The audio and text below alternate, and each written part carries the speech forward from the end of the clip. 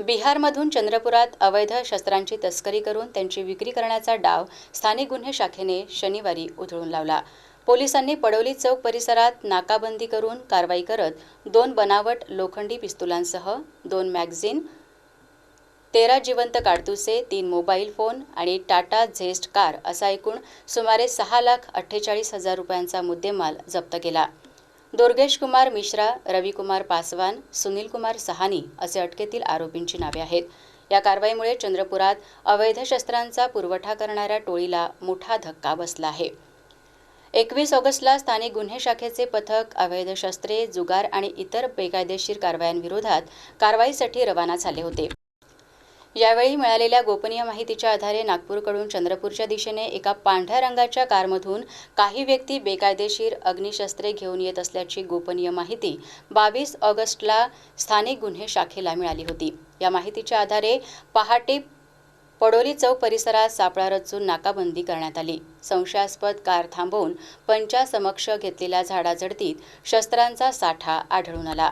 या कारवाईत दुर्गेश कुमार मिश्रा, रविकुमार पासवान, सुनील कुमार सहानी यांना अटक करण्यात आली। यावेळी पोलिसांनी केलेल्या प्राथमिक चौकशीत आरोपींनी ही शस्त्रे बिहार राज्यातून नागपूरपर्यंत आणली आणि तेथून ऑनलाईन कार बुकिंग करून चंद्रपूर येथे विक्रीसाठी आणल्याचे उघड झाले आहे। या प्रकरणी आरोपींविरुद्ध पडोली पोलीस स्टेशन येथे गुन्हा दाखल करण्यात आला आहे। या प्रकरणामागे आणखी कोणकोणत्या व्यक्तींचा सहभाग आहे, तसेच अवैध शस्त्रांचा पुरवठा कोणत्या माध्यमातून केला जात होता याबाबतही तपास करण्यात येत आहे।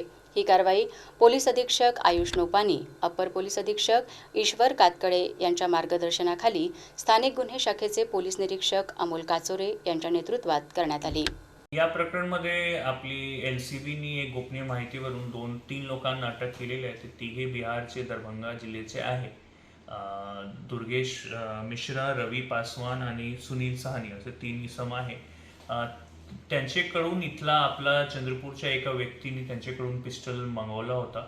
ते 2 पिस्टल आणि 2 मॅगझिन आणि त्याचबरोबर काही जिवंत काडतूस आपण पकडलेला आहे आणि आता आपण पुढची शोध घेत आहे की कोणा व्यक्तीने मागितला होता हा वेपन आणि त्याचे मागचे उद्देश काय होते।